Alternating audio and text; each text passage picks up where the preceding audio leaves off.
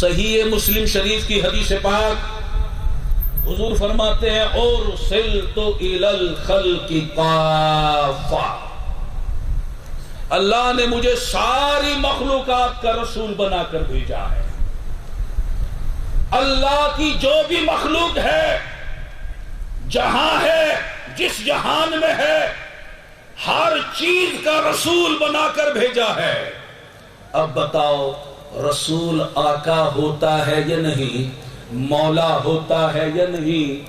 امت جو ہے، امتی جو ہے وہ غلام ہوتا ہے یا نہیں؟ جب ہر چیز آپ کی امت میں شامل ہو گئی تو ہر چیز آپ کی غلام ہو گئی، آپ کے زیر حکم ہو گئی، آپ ان کے آقا بن گئے، مولا بن گئے، مالک بن گئے۔ اور کیسے مولا بنے؟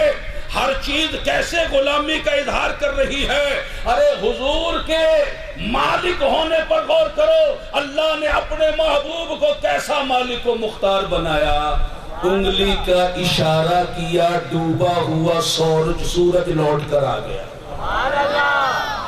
سورج جانتا ہے یہ میرے آقا ہیں، یہ انگلی آپ اٹھا کر دیکھو، سورج آپ کا کہا مانے گا؟ ہرگز نہیں۔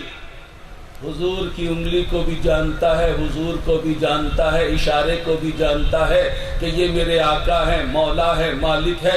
اشارہ انگلی کا ہوا، ڈوبا ہوا سورج لوٹ کر آ گیا۔